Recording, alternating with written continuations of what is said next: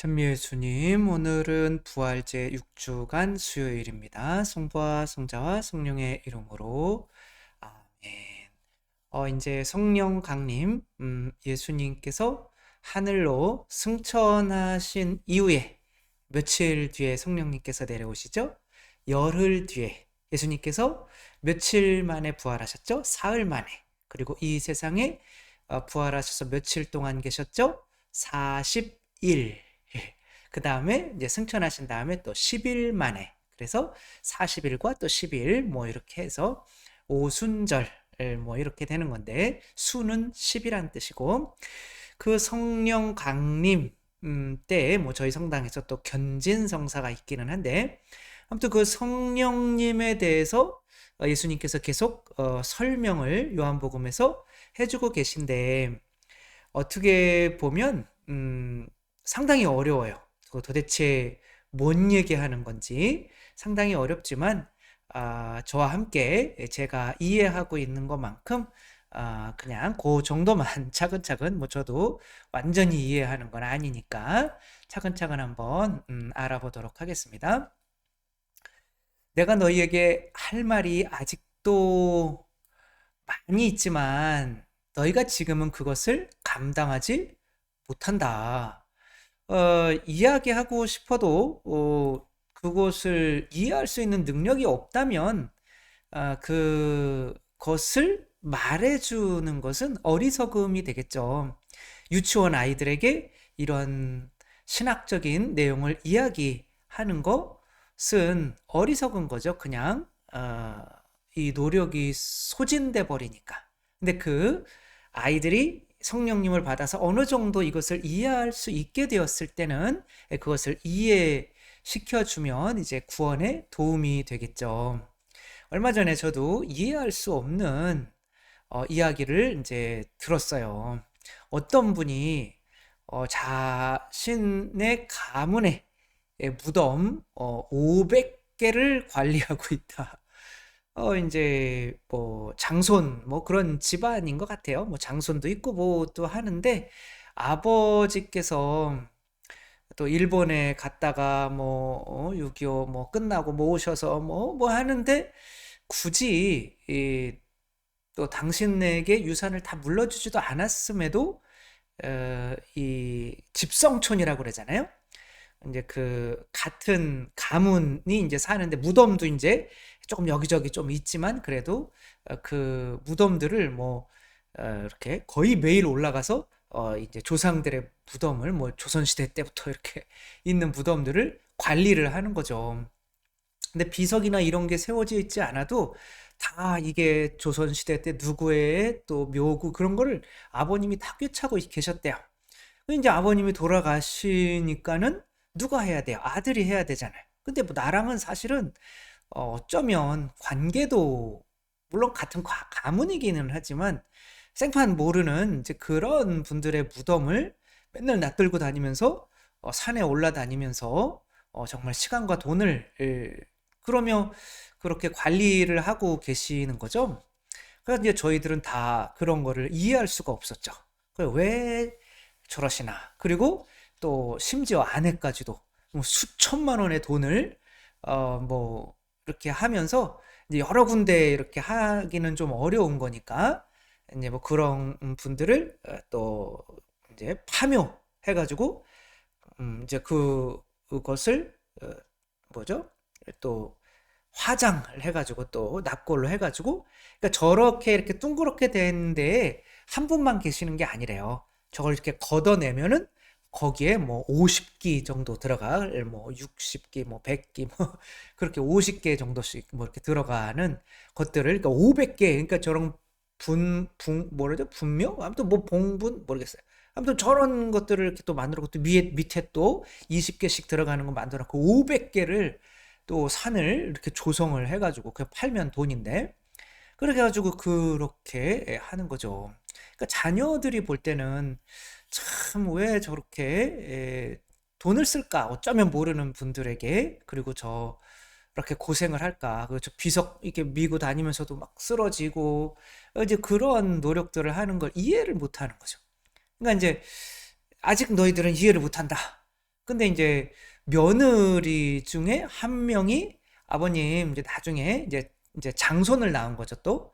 그러니까 그 장손에게 나중에 이 묘에 누구누구 또를 설명을 해줘야 돼. 조상 누구고 그런 걸 또 설명을 해줘야 될 거 아니에요. 근데 이제 아기는 아직 어리니까 또 아버님은 또 연세가 많으시고 그러니까 그 중간에 이어줘야 될 사람이 있잖아요. 근데 며느리가 이제 아버님 시간이 날 때마다 따라다니면서 이거를 배우겠다는 거예요. 그 며느리도 참 대단한 거죠. 그러니까 아버지 입장에서는 이 며느리가 너무 이쁜 거죠. 왜냐면 자기의 이런 것들을 아들도 아내도 뭐 이해는 하지만 잘 이해를 못하는 이런 상황에서 며느리가 장손을 낳았다는 그런 것 때문에 적극적으로 이것에 대해서 배우겠다고 이렇게 하니까 또 이분이 또 노후 자금으로 또 해놓은 또 산가 어디 땅도 있고 그것을 이제 그 며느리에게 주겠다는 거예요. 나중에 이제 그 장손한테 갈 거니까 그 땅이. 그러니까 또 부인 입장에서는 어쩌면 또 그거에 대해서 반대를 할 수도 있겠죠. 그러나 너무 이쁜 거죠. 아직은 그거를 감당할 수 없어요. 그 손자가 장손이. 그러나 그 중간에서 누군가 이것을 받아서 전해준다면 나중에 때가 되면 이해할 수 있겠죠. 그래서 그 아이가 근데 이제 그 성령님의 역할을 하는 분은 아버지께로부터 무언가를 받아서 진리를 받아서 전해주는 역할을 예수님께서 하셨죠. 그러니까 아버지께서 예수님께 모든 것을 주셨죠. 그게 모든 것이 바로 신성인 거죠. 그러니까 예수님이 하느님이 되는 원리인 거죠. 그러니까 또 예수님께서 성령님이 당신을 증언하시니까 성령님께 또 모든 것을 주시기 때문에 성령님도 똑같은 하느님이 되시는 거죠. 그러면 교회에 또 교회가 또 그 성령님께서 맡기신 진리를 교회가 또 전하려고 하는 거죠. 그러니까 예수님께서 예수님의 말씀을 교회가 또 전하려고 할 때에 또 예수님께서는 이 교회에 당신 성령을 그 진리의 성령을 내려주실 뿐만이 아니라 그 성령님을 통해서 신성을 내려주시는 거죠. 그러니까 교회가 곧 그리스도가 되는 거죠. 그러니까 이런 원리인 거죠. 그러니까 우리가 유산 모든 것을 누군가에게 모든 것을 받기 위해서는 그 누군가가 전하려고 하는 그러나 지금은 아직까지는 성령님이 충만하지 못해서 이해하지 못하는 그 누군가에게 그 말씀을 전해주려고 하는 의지가 있다면 그 사람에게 하느님께서는 당신 성령 신성을 또 맡기신다고 하시는 거죠. 그래서 그분 곧 진리의 영께서 오시면 너희를 모든 진리 안으로 이끌어 주실 것이다. 그분께서는 스스로 이야기하지 않으시고 들은 것만 이야기하시며 또 앞으로 올 일들을 너희에게 알려주실 것이다. 그분께서는 나를 영광스럽게 하실 것이다. 나에게서 받아 너희에게 알려주실 것이다.